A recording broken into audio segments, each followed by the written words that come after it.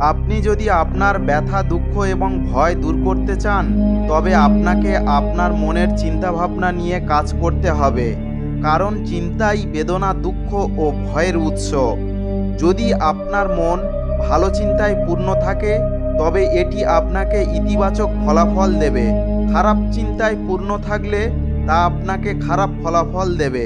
রাস্তা দিয়ে হাঁটার সময় আপনি যেভাবে সিদ্ধান্ত নেন আপনি কোথায় যেতে চান, একইভাবে আপনার জীবনযাপন করার সময় আপনাকে কি অর্জন করতে হবে এবং কি ত্যাগ করতে হবে তা নির্ধারণ করুন।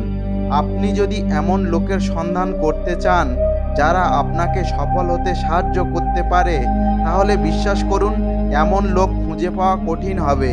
এটা অসম্ভব, কারণ সফল হওয়া আমাদের চিন্তার উপর নির্ভর করে। শ্রীকৃষ্ণ বলেন, সুখ দুঃখ যেমন অতিথি, এক এক করে আসবে এবং যাবে। তিনি যদি না আসেন তাহলে আমরা দুঃখের অভিজ্ঞতা কোথায় পাব? রেগে গেলে থামতে শেখো, ভুল হলে মাথা নত করতে শেখো। সম্পর্ক কখনোই নিজে থেকে ভেঙে যায় না, অহংকার মনোভাব তাদের ভেঙে দেয়। জ্ঞানের পরে অহংকার জন্ম নিলে জ্ঞানই বিষ, কিন্তু জ্ঞানের পরে যদি নম্রতার জন্ম হয় তবে একই জ্ঞান হলো নম্রতা।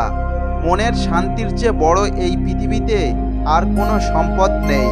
আপনি যদি কাউকে চিনতে চান তবে চেহারা দিয়ে নয়, চরিত্র দিয়ে বিচার করুন। কারণ সোনা এবং সুযোগ একটি লোহার নিরাপদে রাখা হয়।